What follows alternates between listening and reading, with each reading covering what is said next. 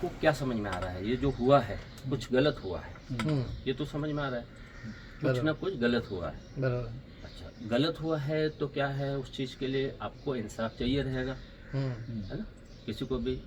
और ये देश आज़ाद देश है, बराबर है। संविधान आप लोगों ने बनाया है, कोई अपराधियों ने, गुंडे बदमाशों ने नहीं बनाया है, बराबर ये है। आप लोगों के लिए बना है संविधान। बराबर है। अगर कुछ भी गलत होता है उस सब पर इंसाफ मिलने का अधिकार आपको है, बराबर है। सिर्फ ज़रूरत है आपको वो कदम उठाने की। बराबर है। अभी यहाँ पर कुछ गलत हुआ है ये तो आपको सब आ रहा है। अभी सब्जी वाला है, जैसे मान लें उसने सड़ी सब्जी आपको दे दी तो वो आपको समझ में आता है, इमीडिएट उसकी गर्दन पकड़ लेते हो आप, है ना, और उसे उसी वक्त वसूल कर लेते हो। बराबर अब यहाँ किसने गलत किया है, क्या किया है, ये आपको समझना है, तब जाके आप उसकी गर्दन पकड़ोगे। अब गर्दन तक पहुँच पाओगे नहीं पहुँच पाओगे, या कैसे उस रास्ते से पहुँच रहा है वो रास्ते फिर आपको देखने होंगे, बराबर ना। एक तो गलत हुआ है तो गलत हुआ है तो किसने किया है, तो इस मामले में सबसे पहले हम क्या, आपके साथ कुछ भी गलत होता है आप क्या करते हैं, पहले पुलिस स्टेशन जाते हैं। बराबर है। पुलिस स्टेशन में जाके कंप्लेंट करते हैं। पुलिस की जिम्मेदारी है कि कंप्लेंट करे, उस पर एफआईआर करे और सारे आपको आपके लिए प्रोसेस करे ताकि आपको वो मिल सके, सहयोग मिल सके।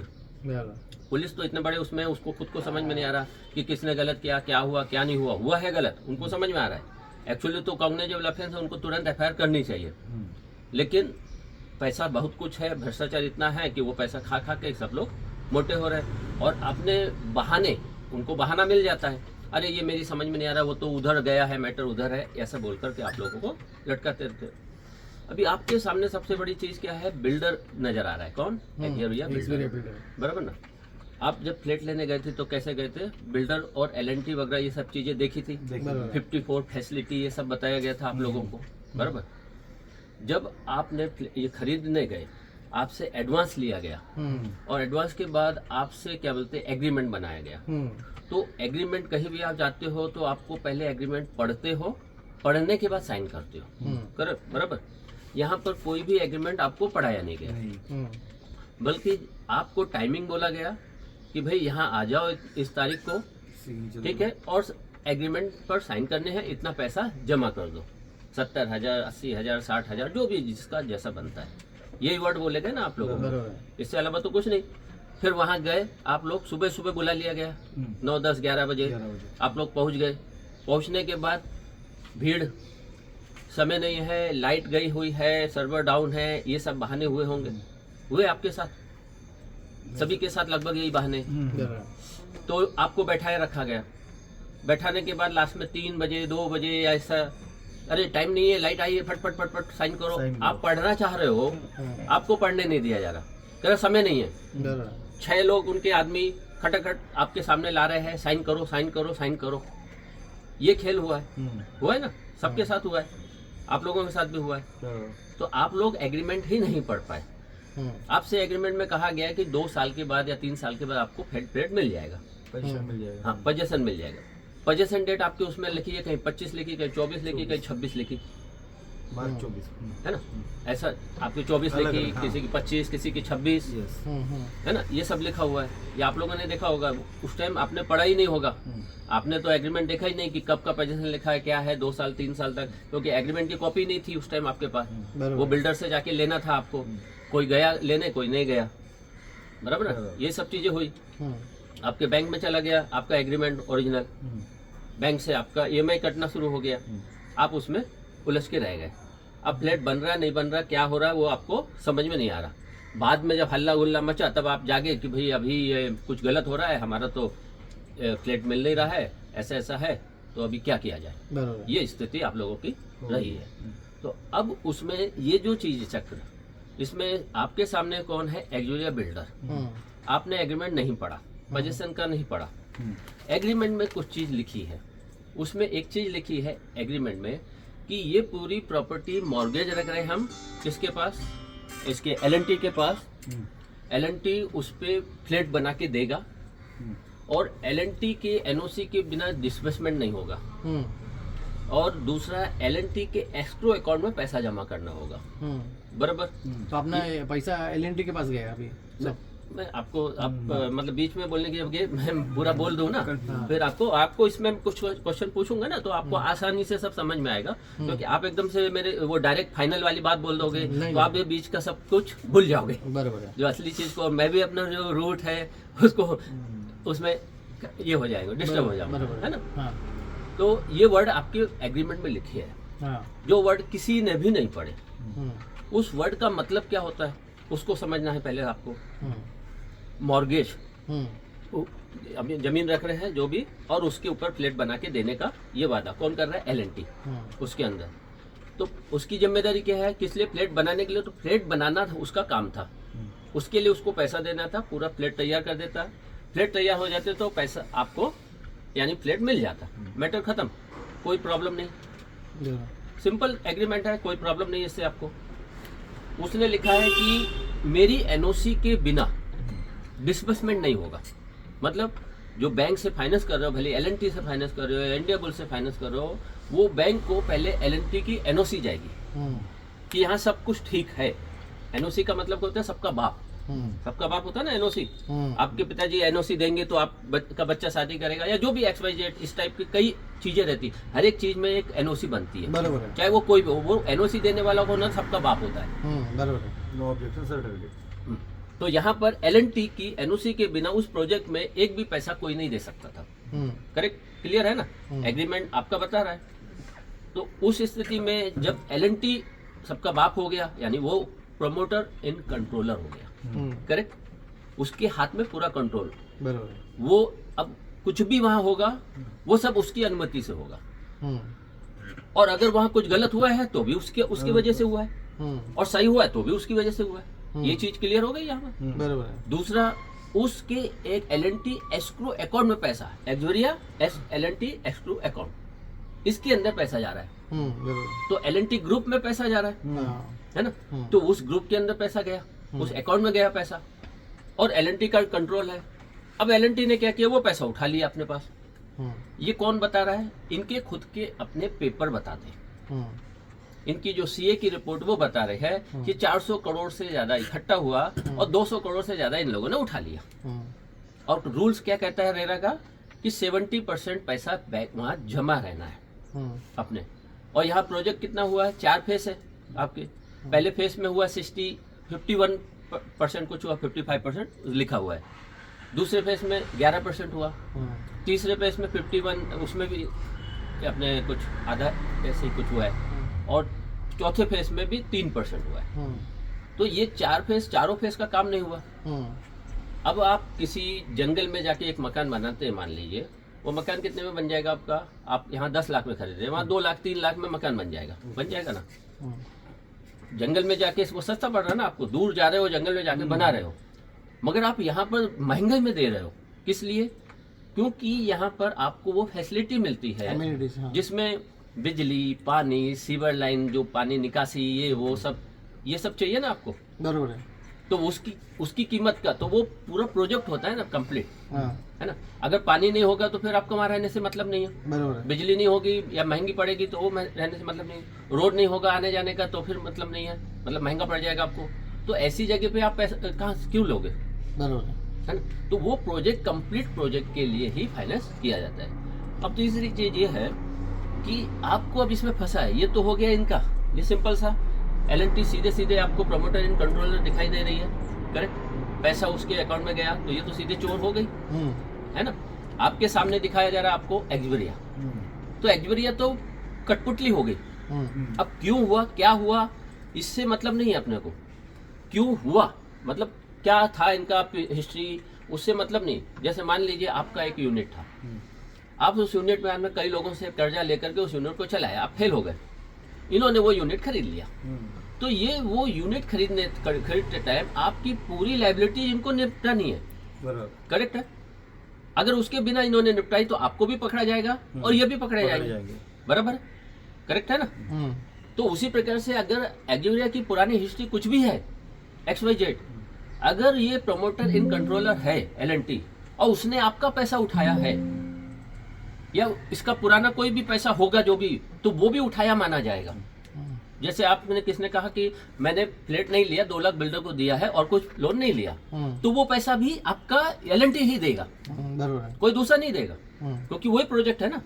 उस प्रोजेक्ट में उसने लूटा और लूट करके वो लूटा हुआ इन्होंने बांटा और फिर ये एल&टी भी उसमें शामिल हो गया, तो लाइबिलिटी अभी एल&टी को चुकानी है पूरी। चुकानी है। तो उस हिसाब से ये पूरी जिम्मेदारी एल&टी की है। मतलब हिस्ट्री कुछ भी हो, यहाँ पर जो मेन साहूकार है बड़ा, वो कौन है? एल&टी। LNT एल&टी अपने आप को दिवालिया घोषित नहीं कर सकता। एल&टी के पूरे प्रूफ है आपके पेपर्स में। तो अब आपको एल&टी के अलावा बाकी कुछ देखने की जरूरत ही नहीं है। अब आते हैं तीसरी, प्रोजेक्ट में रेरा ने सर्टिफिकेट दिया, अगर वो सर्टिफिकेट नहीं देता तो क्या होता? आप लोग फाइनेंस नहीं लेते ना, है ना? अच्छा, फिर बैंक से आपने फाइनेंस लेने गए, बैंक की जिम्मेदारी क्या है? बैंक आपसे प्रोसेसिंग फीस लिया ना, प्रोसेसिंग फीस। लिया ना। ऐसा तो है नहीं कि प्रोसेसिंग फीस नहीं लिया। ये प्रोसेसिंग किस लिए ली? कि वो उधर जो प्रोजेक्ट है, प्रोजेक्ट से संबंधित सारे कागजों की देखभाल करे, उसको चेक करे। इंश्योरेंस भी किया है वो लोग ने। इंश्योरेंस अलग है, मतलब इंश्योरेंस तो एक फर्जीवाड़ा एक तरीके से आप लोगों से लूटने का एक रास्ता है, जबकि इसको अलग तरीके से दिया जाता है। मतलब ये इसमें एक अलग वो रहती है, वो चीजें आपको कुछ भी नहीं बताई गई, तो वो तो एक लूटने का एक अलग तरीका है। लेकिन जो यहाँ पर मतलब बैंक ने आपसे प्रोसेसिंग फीस ली है, जो वो जिम्मेदारी बैंक की क्या बनती है कि वो जो प्रोजेक्ट है, वो प्रोजेक्ट कहीं से भी गलत नहीं होना चाहिए। उसके पूरे पेपर्स उसने देखने हैं। किसने? बैंक के आदमियों ने, जो 2-2 लाख 3-3 लाख पगार लेते हैं, उनकी जिम्मेदारी है। वहां पर कोई कोर्ट केस तो नहीं है, सारे पेपर संबंधित 7/12 सब क्लियर है, ये सब देखना है ना उसकी जिम्मेदारी, कोर्ट अपने बैंक की। लेकिन वो नहीं देखा। अगर वो देखा होता तो वहां पर अपने दूसरे जो प्रोजेक्ट है कोर्ट केस का, ये सारे केस चल नहीं रहे होते, या कोर्ट केस चल रहे हैं, उनको मालूम होता, अगर वो ईमानदार होते तो आपको फाइनेंस नहीं करते। करेक्ट ना? ये चीज एक। दूसरी चीज, आरबीआई की गाइडलाइन है। क्या गाइडलाइन है? कि कोई सा भी प्रोजेक्ट ज्यादा से ज्यादा 3 साल में कंप्लीट हो, उसी प्रोजेक्ट पर आपको फाइनेंस करना है। ये किसकी? आरबीआई की गाइडलाइन है। और कंस्ट्रक्शन देख के आपको फंड रिलीज करना है, बराबर है। डिस्बर्समेंट करना है। तो यहाँ क्या हुआ? आपका प्रोजेक्ट में एग्रीमेंट में लिखा है कि 5 साल बाद पोजीशन मिलेगा या 6 साल बाद पोजीशन मिलेगा, तो उस प्रोजेक्ट पर बैंक को फाइनेंस नहीं करना था। तो बैंक ने गलत काम किया, तो बैंक इसमें दोषी हो गया।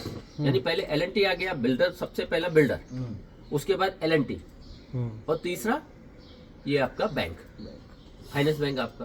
करेक्ट? तो ये पूरा खेल है। अब इसमें आपको ये सब लोगों को पार्टी बना के आपको काम करना है। अब अगर आप बिल्डर के पीछे पड़ रहे हो, बिल्डर कह रहा है मैं दिवालिया हो गया, अब उसको नंगा है, आप उससे क्या वसूल करोगे? कुछ वसूल नहीं कर पाएंगे। अभी इन लोगों ने गेम खेला, कौन सा नया, कि आरसील को बीच में लाए। आरसील क्या है? आरसील कौन? आरसील कंपनी लिमिटेड कंपनी है। ये है क्या, इसको समझना है आप लोगों को। ये आप लोगों को नहीं मालूम होगा, जबकि हम रेरा में हमने कंप्लेंट में की है। आरसील की जिम्मेदारी थी कि सारी जानकारी बायर्स को दे, उसके बाद वो इसमें उतरे। आरसील 2023 में आया इसमें। एल&टी इनका सबका बाप, उसको गेम मालूम है क्या करना है। उसने क्या किया? इसकी टोपी उसके सर डालो, तो उसने आरसील के सर पे टोपी डालने की कोशिश की। आरसील एक ऐसा चीज है, यानी जो कंस्ट्रक्शन रह जाता है, या कहीं बिल्डर कहीं फंस जाता है, या कोई चीज प्रोजेक्ट पूरा नहीं हो पा रहा है, तो उस प्रोजेक्ट को अपने हाथ में लेता है और उसको कंप्लीट करता है। ये आरसील की जिम्मेदारी। और उसकी जिम्मेदारी ये भी है कि जितना भी कर्जा है उधर, जो भी बैंकों को लेना है, वो सारा कर्जा वो बैंकों को रिटर्न करेगा। ये उसकी जिम्मेदारी है। आरसील किससे बना है? कई बैंकों से, बड़े बड़े बैंक, आईडीबीआई, एल&टी बैंक और ऐसे 8 बैंकों के द्वारा बनाया गया है। तो इसमें एल&टी का भी डायरेक्टर है सुब्रमण्यम स्वामी, वो भी मैंने बोला है, आप लोगों के वीडियो अगर मेरे देखे होंगे उसमें। तो ये सुब्रमण्यम स्वामी 7 कंपनियों का, एल&टी की कंपनियों का डायरेक्टर है, और इसके अलावा 30-40 कंपनी का और डायरेक्टर है। मतलब चोर जो है वो भी इधर बैठा है, वो भी इधर बैठा है। बराबर। अब इसने क्या किया? एल&टी ने इसको क्या बोला? 17 बैंकों का पैसा देना है, 1200 करोड़ रुपया, मतलब 900 करोड़ रुपया उसका बकाया है। किसका? एल&टी का। इसलिए वो पैसा अब आरसीएल उसको देगा उगाकर मतलब आप लोगों का ये जो जगह है वो सब बेच करके एलएनटी को देगा 900 करोड़ रुपए। तो उसने बिल्डर को नोटिस दिया 900 करोड़ मुझे मिलना चाहिए, वो नहीं मिला। तो 2024 में उसका कितना हो गया 1200 करोड़, और अभी 1500 हो जाएगा, फिर और बढ़ता जाएगा, फिर बढ़ता ही जाएगा। बराबर। तो ये आरसीएल जो है उसे पैसा लेना अब इतना 1200 करोड़। अब ये लोग जो दूसरे लोग नाच रहे हैं कि बिल्डिंग बनाना है या वो सब करना, तो पहले तो पैसा जाएगा आरसीएल का 1200 करोड़ पहले उनका देना है, उसके बाद वो आगे का काम शुरू होगा। अब आरसीएल की रिपोर्ट आप देखो, रिपोर्ट हमने सब रखी है, पूरा सार्वजनिक हमने नेट पर रखी है, आरसीएल की खुद की रिपोर्ट। जो सोल्ड है उसको तो जैसे आपने खरीद लिया, जो उसको आरसीएल तो बेच नहीं सकता, तो वो नहीं बेच सकता तो फिर आरसीएल को पैसा कहां से मिलेगा? नहीं मिलेगा। जो अनसोल्ड है वही बेच सकेगा, है ना। अच्छा, खाली जमीन तो बेच नहीं सकता, क्यों? खाली जमीन बोलेंगे तो ये पूरा प्रोजेक्ट होता है, जैसे मैंने बोला ना, जंगल में आप एक मकान बना लो तो वो सस्ते में बनता है, लेकिन जो पूरा प्रोजेक्ट है जिसमें 54 फैसिलिटी है, रोड है, सब कुछ है, तो वो खाली जमीन किसकी है? उस प्रोजेक्ट का भाग है ना। मतलब आप लोग जो 7000 बायर्स जिसने खरीदी उनकी जगह है वो, बराबर है। तो उस जगह को तो बेच नहीं सकता, वो नहीं बेच सकता है, बराबर। उस जगह पे कुछ काम भी नहीं कर सकता, वो तो उसका सीसी आया है ना, गवर्नमेंट से अप्रूवल सीसी आया रहेगा ना। बिल्कुल। उसके बिना तो आप कर ही नहीं सकते ना काम, उस चीज के बिना। तो वो प्रोजेक्ट यानी अगर उसमें कुछ भी कमी की, कुछ भी हुआ, तो उस पर ओसी नहीं मिलेगी आपको। ओसी नहीं मिलेगी तो फिर क्या बोलते हैं, आप लोगों का कभी भी तोड़ना, आप लोगों को जो फैसिलिटी है वो सारी चीजें नहीं मिलने वाली है। करेक्ट है ना। तो ये चीज तो आरसीएल इस तरीके से आया, तो हमने आरसीएल को भी पार्टी अपन को बनाना है। अभी हम जो 154(1) की एप्लीकेशन, जब शुरुआत में मैं आया, मैंने आपका एग्रीमेंट पढ़ा, तो एग्रीमेंट पढ़ के मैंने बोला इसमें तो सीधे सीधे ये अपने ये लोग फंसे हुए हैं, ये लोग गलत काम किए हैं। मगर उस टाइम मैंने इनकी हिस्ट्री पूरी देखी, तो एलएनटी को देखा, तो एलएनटी ने एक भी पैसा इस प्रोजेक्ट पे दिया नहीं है। एलएनटी ने एक भी पैसा नहीं दिया है। मेरी बात समझ रहा? एलएनटी ने एक भी पैसा नहीं दिया, लेकिन फिर भी एलएनटी घुसा है। उसने दिया था 2015 में 11 करोड़, वो 11 करोड़ उसने 2020 में वापस ले लिया, तो उसका तो कोई कर्जा है ही नहीं। मगर उसने क्या किया, जो एक बिल्डर ने क्या, आरबीआई का रूल्स क्या है, जमीन को खरीदी के लिए कोई पैसा नहीं देना है, कोई कर्जा नहीं देना है जमीन की खरीदी या उससे रिलेटेड। तो इसने क्या किया, बिल्डर ने, उसने कैथलिस्ट बैंक है एक, और एक है अपने विस्टा कंपनी, इन दोनों से 700 करोड़ उठाया। 700 करोड़ वो जगह पे। एक्चुअली ये हिंजेवाड़ी, अपने अम्बी, बरई, ये सब जगह के ऊपर उसने उठाया, बराबर। अगर आपका देखेंगे तो आप लोगों का टोटल 7,000 जैसे फ्लैट है, 6,000 7,000 हम मान लो, तो 12 लाख का एक फ्लैट एवरेज मानेंगे तो 720 करोड़ में पूरा प्रोजेक्ट हो जाता है ना। बराबर है। वागनी का तो पूरा 720 करोड़ में हो जाता है, तो वहाँ 1200 या 1400 करोड़ उठाने का कोई मतलब ही नहीं है। और उसमें भी पूरे 100% बिक गए फ्लैट, सभी बिक गए ना, और उसका पैसा भी 80-90% इसने उठा लिया। तो 400 करोड़ से तो ज्यादा इधर आ ही गया। तो उस उधर से तो फिर आपका लेने का कोई क्या लेगा ये पैसा, मतलब उसके लिए। तो ये 1400 करोड़ उठाया, उसके अलावा 800 करोड़ और उठाया था, मतलब 600 करोड़ और, तो 2033 करोड़ उठाया था इसने। उसमें से 600-700 करोड़ वापस किया, 800 करोड़ वापस किया, 1200 करोड़ इसके ऊपर बाकी था बिल्डर के ऊपर। अब ये चीज आप भी हो गए उसकी जगह, यानी नॉर्मल, आप एक आम इंसान हैं, आप ये सब चीज़ को, आपका धंधा अलग है तो आप नहीं ध्यान दे रहे। लेकिन अगर वो धंधे में आप होंगे तो आप देखेंगे कि भाई मैंने, आप विस्टा है, विस्टा ने मैंने इतना पैसा दे दिया, ये बिल्डर यही काम किया, उधर से पैसा उठा लिया है, अब वहाँ पर तो मेरे को पैसा मिलेगा ही नहीं। ये तो पूरा सब इलीगल बना रहा है। ओसी उधर भी नहीं, हिंजे में भी नहीं, अम्बी में भी नहीं, चाकन में भी नहीं, कहीं भी ओसी नहीं, सब जगह पर्यावरण को वो करके ऐसे ऐसे बना के रखे इसने। तो आपको समझ में आ गया। कैटलिस्ट बैंक को भी समझ में आया। कैटलिस्ट बैंक क्या है, उसमें ये सब भ्रष्ट नेताओं के पैसा लगा हुआ है, सेल कंपनियों का पैसा। तो वो लोग भी, क्योंकि इसको फडणवीस जैसे लोगों ने ये किया है, इनोवेशन किया। 14,000 करोड़ रुपए दिया किसको? फडणवीस ने। ये बंद प्रोजेक्ट, जो बंद प्रोजेक्ट है ना, हाँ उनके लिए बराबर। मगर क्या करेंगे वो, आपके इसमें थोड़ी ना आने वाले। और सबसे बड़ी चीज, लेकिन उसका उनका तो फंड गया है ना किधर, तो वो हमारा फंड गया है, जनता का फंड गया है। जनता का फंड उन लोगों को दे करके, ये सबसे बड़ी जो चीज रेरा का जो जो project चोर है, बड़ा जो बड़ा। लोधा जैसे लोग हैं, उन लोगों को पैसा मिला होगा, आपके उसमें किसी में नहीं आएगा, बरोबर है ना। तो यहाँ पर फडणवीस जैसे जो नेता लोग हैं, अब उन्होंने क्या किया, जब देखा, आपने देखा, आप विश्रा यानी जैसे आपका पैसा गया, तो अब आप क्या करोगे, पैसा वसूली करने के लिए एक को सुपारी दोगे किसी गुंडे को, क्योंकि इसने इतना पैसा उठाया है तो पैसा कहीं तो लगाया होगा, बरोबर प्रॉपर्टी में लगाया होगा, कहीं भी लगाया होगा। अब आप जो छोटे बायर्स है, वो तो ये ढूंढने नहीं बैठेंगे कि इसने कौन सी प्रॉपर्टी में लगाया, कैसे मैं वसूल करूंगा, क्या करूंगा, वो तो करेंगे नहीं। बरोबर तो अब आपने क्या किया, आपने लेके, जैसे दाऊद को हम लोग सुपारी देते ना, अरे मेरा ये मकान नहीं, उसने उनका कब्जा किया है। नाम मत लो उनका। नहीं, हमने लिया है, मैंने लिया है, मेरे वीडियो देख लीजिए आप, नहीं देखे मैंने। वीडियो देखिए, मैं तो ओपन बोल रहा हूँ भाई। हाँ लेकिन उधर तक मत जाओ अपना। नहीं, सिंपल सा विस्ट्रा तो कंपनी, उसमें डर किस बात का? डरने की जरूरत नहीं। सुपारी ली है, एलएनटी ने सुपारी ली है इस प्रोजेक्ट में, क्योंकि एलएनटी का एक भी पैसा नहीं लगा। जिसका चोरी किया उसको ही वही डरेगा, तो फिर कैसे मेरी डरेगा? बात समझ रहे, एलएनटी का एक भी पैसा इधर नहीं लगा, ये मैंने पहले बोला आपको। हम्म। मगर एलएनटी ने सुपारी ले ली विस्टा से कि मैं तुम्हारा पैसा वसूल करके दूंगा, तो विस्टा और इनकी आपस में, यानी इसने अपना पूरा प्रोजेक्ट किसको दे दिया, यानी जो पैसा विस्टा ने एलएनटी के हैंडओवर कर दिया, एलएनटी को हैंडओवर कर दिया कि तुम मेरा वसूली करो। बरोबर है, और उसके बाद ये वसूली करने ऐसे उतरा, ऐसे उतरा। बरोबर है ना। ये सारी चीजें मैं बोल रहा हूँ बरोबर। और कंटिन्यूटी में बोल रहा हूँ। और ये चीज जो है इस प्रोजेक्ट में जो ये हाथ डाला इन्होंने, वो प्रोजेक्ट को बनाने के लिए नहीं डाला, ये शुरुआत से ही, करप्शन। ये शुरू से ही ये पैसा वसूल करने के लिए, चार्जिंग पे लगाओ ना, बैटरी स्विच ऑफ करो। हाँ ये पैसा वसूल करने के लिए कि हम कैसे लोगों को, क्योंकि गरीब लोग, उनको समझ में आएगा नहीं, बरोबर है। वो कहीं जाएंगे नहीं। आज भी आप देख लीजिए कितने 6000 बायर्स है, मैं आपको समझा रहा हूँ जो चीज, कुछ तो समझ में आ रहा है आपके। आया सिंपल सा है, कुछ ऐसा नहीं है कि बहुत हाई फाई हो ये चीज, सब कुछ पेपर पर है, इन्हीं के पेपर है, इन्हीं का सब कुछ है। उस पेपर पर ही सब समझ में आ रहा है कि कौन चोर है असली। तो ये सब चीज आज भी बाकी बायर्स नहीं समझ रहे कि एलएनटी चोर है। वो बिल्डर के पीछे भाग रहे हैं, और बिल्डर अपना नंगा हाथ करके खड़ा है, डिफॉल्टर, और आरसीएल बीच में आया है।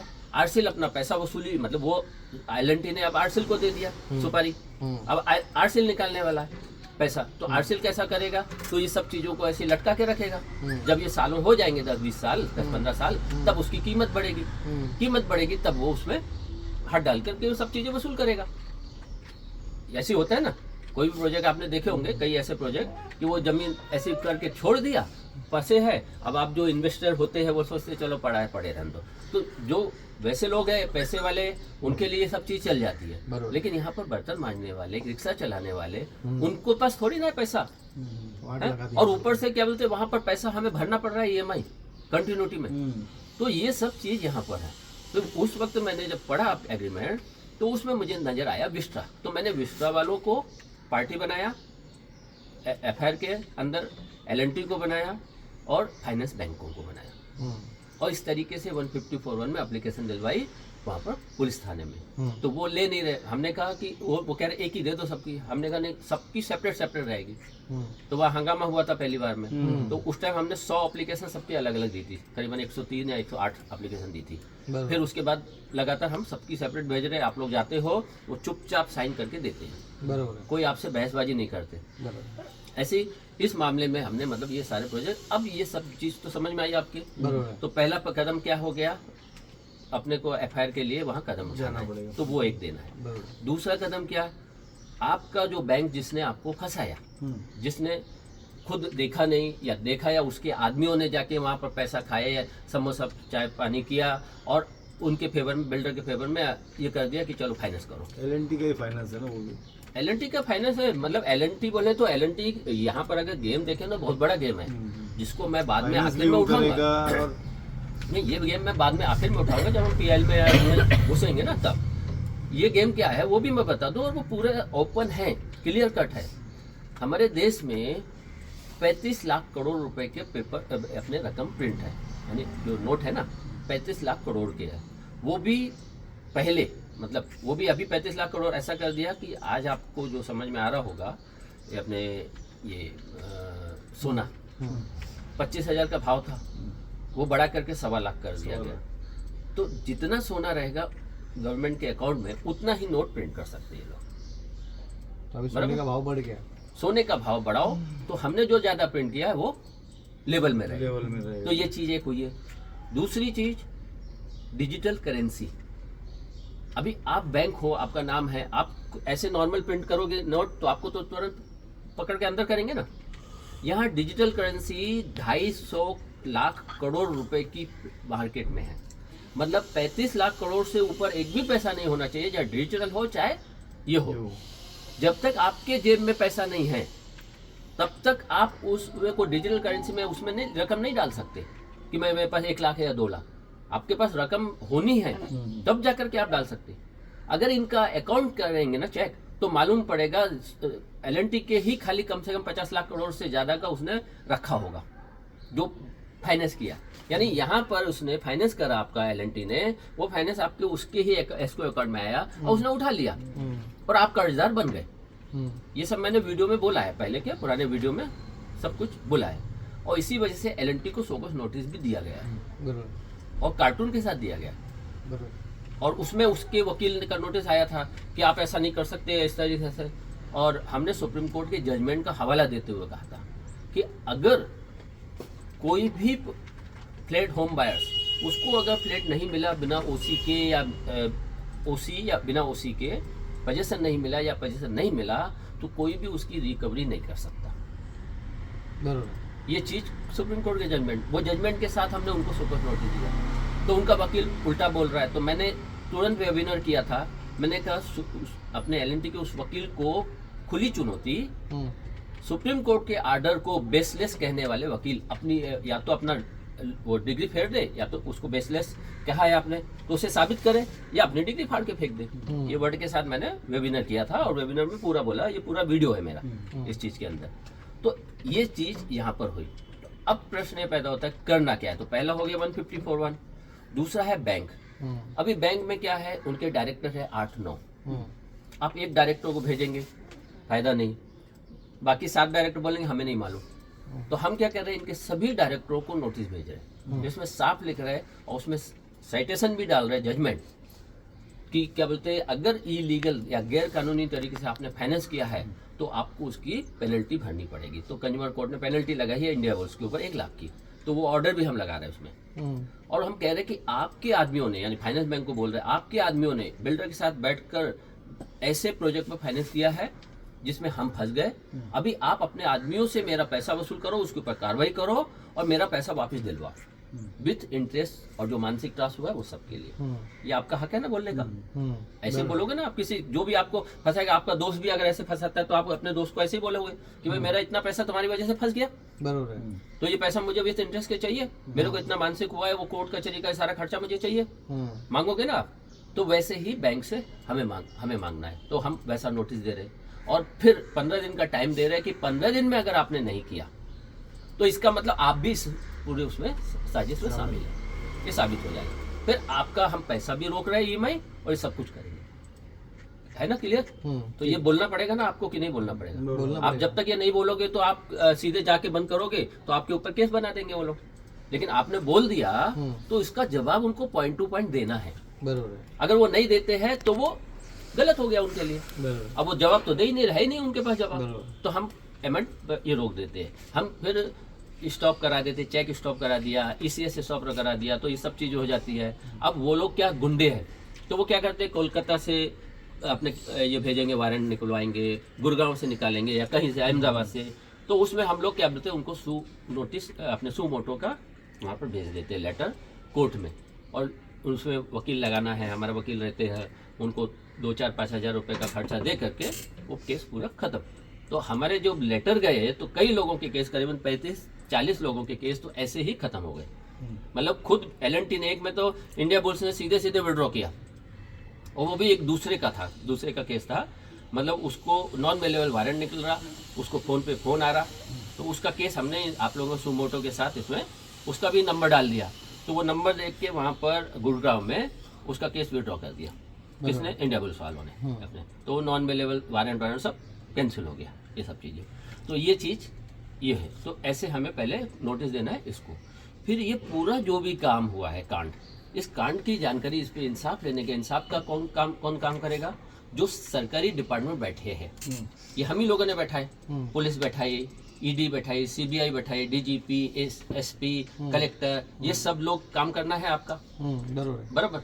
तो इन लोगों को संज्ञान लेने के लिए आपके लेटर जाएंगे, सबके जाना है विथ ड्रॉप के साथ। ड्रॉप बनाएंगे, ड्रॉप हम खर्चा कुछ नहीं ड्रॉप का, आपका इसका भी हम कुछ खर्चा नहीं ले रहे, कोई सी चीज़ का नहीं ले रहे।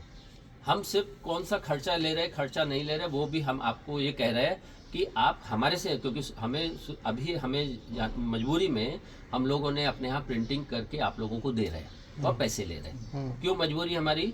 कि हमने आपको कहा कि ये ले जाओ, हमने एक प्रिंट आउट निकाल के दे दिया, ये सबको भेजना है आपको। अब आप भेज रहे हो राम का श्याम को, श्याम का राम को, आपका नुकसान हो गया। ऐसे 20 और उसमें हमारा भी नुकसान हुआ, हमारी भी मेहनत हो गई, तो 20-25 लोगों का ऐसा गड़बड़ हुआ। तो इसके बाद हम लोगों ने यहाँ प्रिंटिंग सेटअप वगैरह सब किया, यहीं पे बैठ के हम आप लोगों के प्रिंट आउट निकालना है, झेरॉक्स करना है, सारे काम करवा के आपको दे रहे, यहाँ तक कि एनवलप में डलवा के दे रहे। क्योंकि ये जितने भी लोग आ रहे हैं वो सब है गरीब, आप अनपढ़ टाइप के, रिक्शा चलाने वाले या अपने ये लोग जो भी, तो उन लोगों का हमें फिर यहाँ पर करना पड़ रहा है।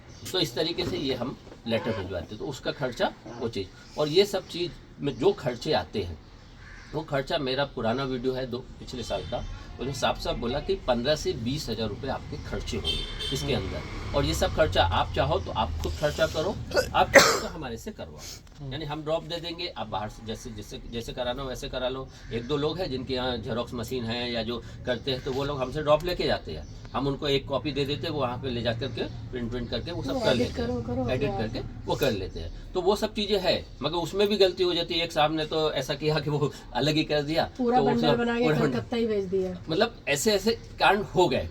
तो ये सारी चीज़ें होती है। फिर उसके अलावा हमने बोला था 15-20 हज़ार के अलावा आपको कंज्यूमर से, अगर, क्योंकि हमारा ये प्रोसेस थोड़ा लंबा चलेगा, इसमें टाइम हो जाएगा।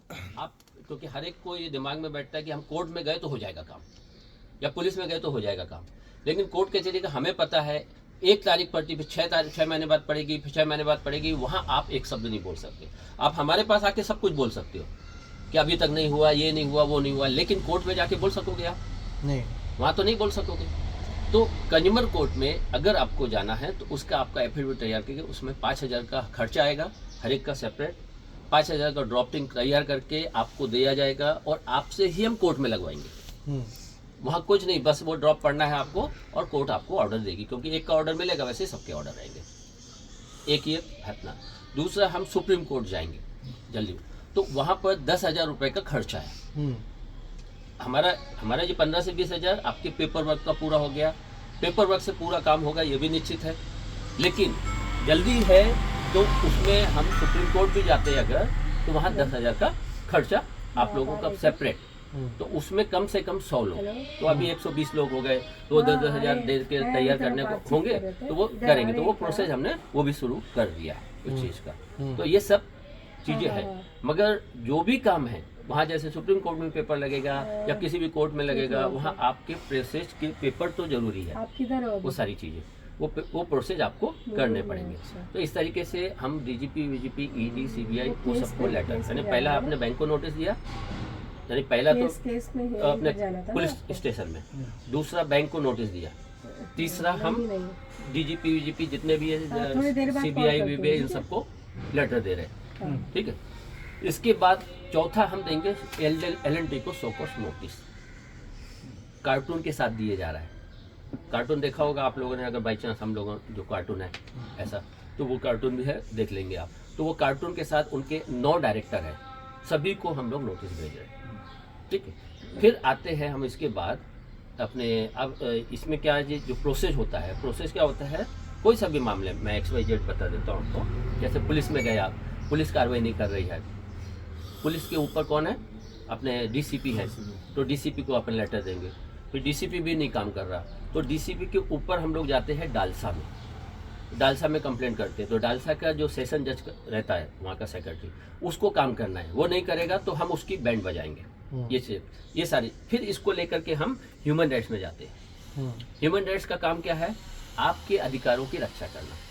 ये जो अधिकार क्या है, आपके साथ कुछ हुआ तो आपको पुलिस हमने बनाई है ना, तो पुलिस आपका काम नहीं कर रही है, पुलिस काम नहीं कर रही है, पुलिस को बुलाएगी वहाँ क्या है, और वो काम करवा के ह्यूमन राइट्स का काम है ये करवा के देना। बरोबर है। तो ये एक प्रोसेस है। इसके बाद जालसा में अगर इसके बावजूद कुछ नहीं हुआ आपके फेवर में, तो आप फिर ये सब चीज़ लेकर जाते हैं अपने कोर्ट में, कौन सा मेट्रोपॉलिटन कोर्ट, और वहाँ से सामने वाले के खिलाफ एफआईआर, उनमें सबको हम लोग क्या करते हैं, पुलिस वालों को या जो सरकारी ऑफिसर है उसको हम पार्टी बनाते हैं। तो वैसे ही यहाँ पर है। यहाँ पर जब ये सब चीज़ हो जाएगी तो जैसे अगर मान लीजिए सीबीआई है, तो सीबीआई क्या करेगी, वो ऑल टोटल पे काम करेगी, वो एक पे काम नहीं करेगी। अब वो ऑल टोटल पे तो उसका धीरे धीरे काम होगा, वहाँ तक अपना पहुँचेंगे या जैसे भी। तो हमने सुप्रीम कोर्ट के वकील के द्वारा नोटिस भिजवा रहे हैं उनको, सीबीआई को, ईडी को, एसपी को, डीजीपी वगैरह को, सबको, क्योंकि हमने जो पेपर बनाए हैं वो अब हम अभी आपके द्वारा तो चले गए, उन्होंने नहीं सुना, तो अब सुप्रीम कोर्ट के वकील के द्वारा, ताकि उनको ये नजर आए कि अब आप सबको हम लोग सुप्रीम कोर्ट में घसीटेंगे। ये चीज़ इसके प्रेशर के हिसाब से वो हम लेटर भिजवा रहे हैं। अब यहाँ पर हम नीचे का काम करेंगे। इसके बाद हम जा रहे हैं रेरा के पास। रेरा की जिम्मेदारी थी इस पूरे प्रोजेक्ट पे काम करने की। रेरा की जिम्मेदारी है सुमोटो एक्ट, उसका जो रेरा का एक्ट है, जैसे नॉर्मल आप जाएंगे अपने रेरा में, तो रेरा में क्या करना पड़ेगा, आपको 5,000 रुपये जमा करके अपना केस रजिस्टर करना पड़ेगा। यानी सबका सेपरेट 5,000 रुपये जमा करो, फिर आपका केस रजिस्टर होगा। अब ये गरीब केस रजिस्टर करने के लिए अगर वहाँ 5,000 देते, कई लोगों ने 50-60 लोगों ने करा है सर। 5,000 दो, वकील को 20-25,000 खिलाओ, उसके बाद ऑर्डर आपके फेवर में आ जाएगा। ऑर्डर में क्या लिखा होगा कि आपको ये पैसा मिलना है। कौन देगा, बिल्डर देगा।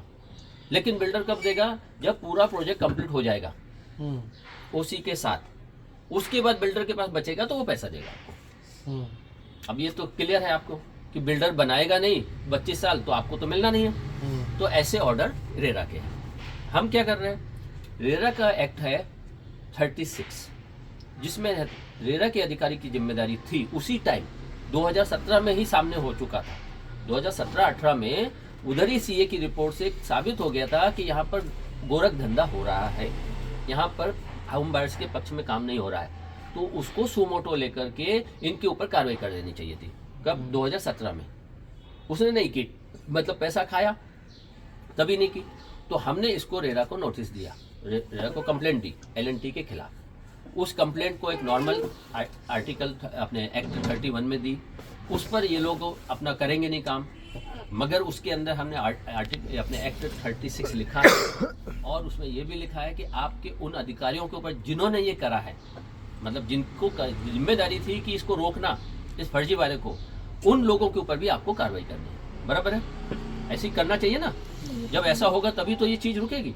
अगर आप उनको छोड़ दोगे जिन्होंने पैसा खा करके आपके को लूटने दिया, तो फिर वो तो लूटते ही रहेंगे लगातार, तो उनके ऊपर भी कार्रवाई। तो हमने वो एक एप्लीकेशन रेरा में डाली, ठीक है।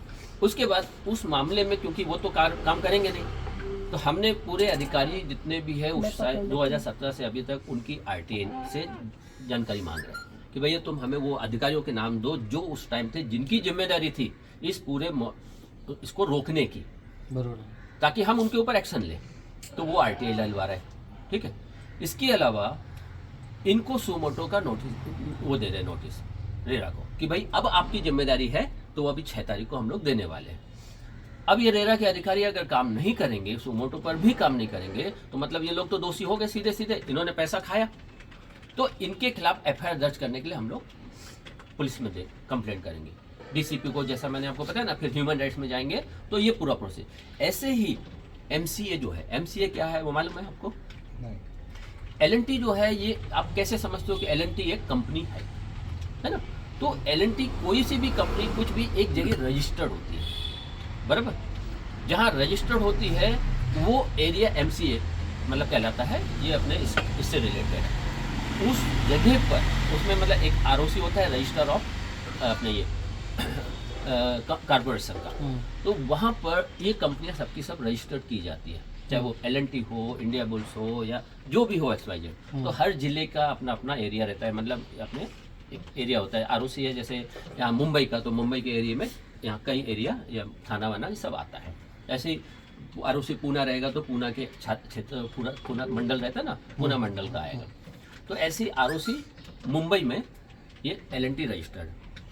तो हमने क्या किया, क्योंकि एलएनटी सामने थी, हमने सबसे कंप्लेंट वहाँ भिजवाई आरओसी में।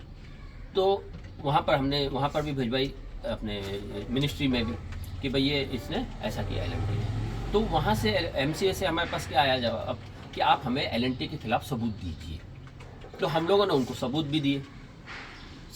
तो इन्होंने क्या किया, एक्सबेरिया का बहाना बनाकर, क्योंकि एक्सबेरिया का नाम सामने है जबकि हमने सब समझा दिया, तो एक्सबेरिया का बहाना बनाकर हमें पूना भेजा।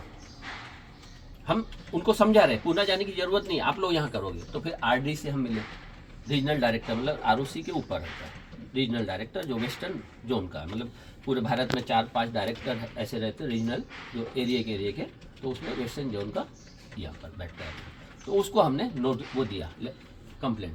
तो उसने हमें समझा के बोला एक बार आप पूना में मिल लीजिए। तो हम लोग पूना भी गए, पूना के आरओसी से बातचीत हुई। उसने बोला मैं एलएनटी को नोटिस दूंगा, मैं आरबीआई को जब वो दूंगा, लेटर दूंगा, मैं डीजीपी को लेटर दूंगा ताकि इसके ऊपर कार्रवाई हो मोफा एक्ट के तहत। ये सारी चीज़ें, ये सब हमारी मीटिंग हुई, हम लोग गए थे। तो मीटिंग का एमओएम भी हमने उनको बना के भेजा कुछ चीज़ में।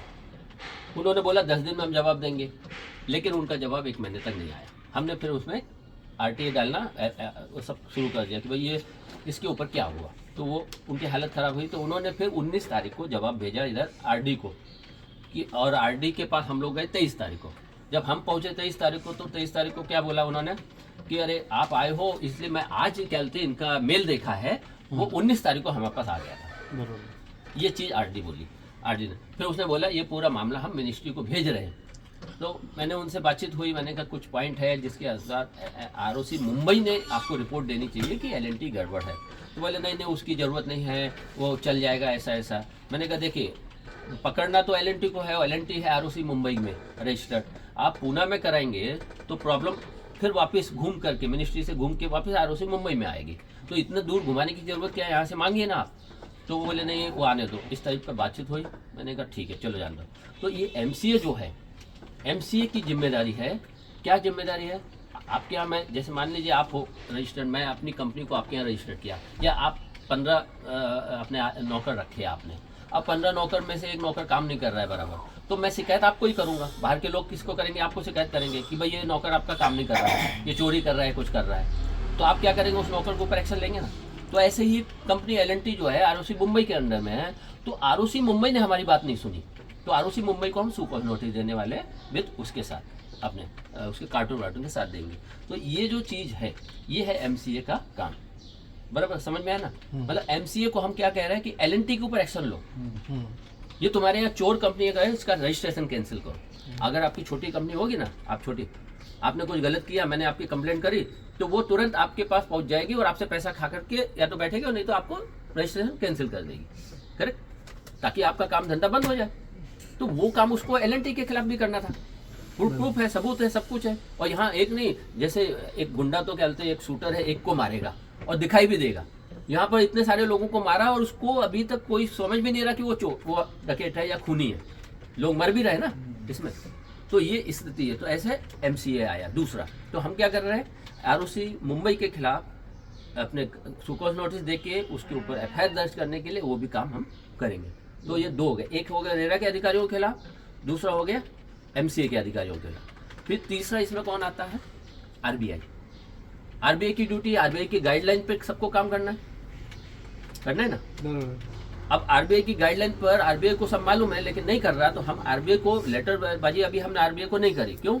क्योंकि यहाँ पर काम हो जाए, हम सोच रहे हैं, क्योंकि प्रेशर पड़ेगा, एलएनटी को काम करना पड़ेगा। एलएनटी ज़्यादा तो अपना को थकाएगा नहीं, लेकिन वो अपने आप को ज़्यादा बड़ा गुंडा समझ रहा है, तो हम अपना कर रहे हैं। तो अभी इसके बाद ये 2 होने के बाद तीसरा हम आरबीआई को भी जाएंगे, उनके चेयरमैन से मिलेंगे, उनके खिलाफ भी एलएनटी के खिलाफ एक्शन लेने के लिए, और नहीं तो आरबीआई के अधिकारियों के खिलाफ हम करेंगे। बराबर, इस तरीके से प्रेशर डाल के पूरा हमारा रोड मैप है काम करने। ठीक है, चलेगा। अब आपको ये चीज समझ में आती है। इसमें क्या हो रहा है, आप सीधे वकील के पास जाएंगे, वकील से कुछ करवाएंगे, तो वकील 2 लाख 3 लाख रुपए लेकर काम करेगा, और वो भी वो अपना इस तरीके से काम तो कोई नहीं करेगा। इतना बड़ा अपन लोग नहीं, नहीं, इस तरीके से तो कोई काम करेगा नहीं। हाँ। हम आप लोगों के लिए अपने हम लोग का ये खाली आपका ही काम नहीं कर रहे, हम बहुत सारे लोगों का काम कर रहे हैं। हमारा पूरा आप हिस्ट्री देख सकते हो। तो अभी कितना जन का सर क्या काम किधर से किधर तो अभी देखिए हमारे यहाँ 280 लोग लगभग रजिस्टर्ड हुए हैं, 270। हाँ, मगर उसमें से 120 लोग आगे बढ़ रहे हैं, बाकी सब सिर्फ ईएमआई रुक गई उनकी, सब बैठ गए चुपचाप। तो ये हो गया। अब हो इसलिए गए, आप सब लोग सोच रहे कि एक का हो जाएगा तो हमारा भी हो जाएगा। अब उसी चक्कर में लेट हो रहा है, क्योंकि जितने ज्यादा अगर 1000 लोग वहाँ खड़े हो गए रेरा के उधर या एमसीए के उधर या आरबीआई के सामने, तो ये झुक के आ जाएंगे। आएंगे कि नहीं आएंगे आप बताइए? आएंगे ना। हैं? मगर तो आप खड़े लोग नहीं हो खर्चा रहे कितना है सर अभी? 10 इसमें 15 से 20 हजार का खर्चा नॉर्मल आपके प्रोसेस के ऊपर है। और अभी काफी कुछ काम हो गए हैं, मतलब तेजी से हो रहे हैं, तो अभी जल्दी जल्दी हो जाएंगे, तो ये आप करवा सकते हैं। बस हम लोगों का 2 साल का टारगेट था ये कंप्लीट करने का, तो बीच में एनसीएलटी आ गया। एनसीएलटी में डेढ़ साल लगभग इसमें चला गया अपना, तो इसकी वजह से हम लोग स्लो हो गए, नहीं तो अभी तक सारे काम हो जाते पूरे कंप्लीट। तो ये है खर्चे 15 से 20 हजार का। आपको धीरे धीरे मतलब जो खर्चे 3 हजार का पहला अमाउंट का नोटिस आपका जाएगा, वो कुछ 2700 के आसपास का है। फिर उसके बाद दूसरा तीसरा, बाकी सब इनको मालूम है, जो भी है, वो सब इनके चले अंकल, मेरे को 5 बजे ड्यूटी वापस जाने का है। जी जी। अभी कुछ आपको समझना हो, कुछ पूछना हो नहीं, तो पूछ सकते हो। पहली प्रोसेस का है हाँ, पहले एफआईआर का प्रोसेस है, तो वो आप लोगों को ये दे आप पेपर देंगे। क्या क्या जमा करने का है सर? वो ये बता देंगे अभी आपको। मैं सिर्फ आपको ये समझा दिया, अभी जो भी है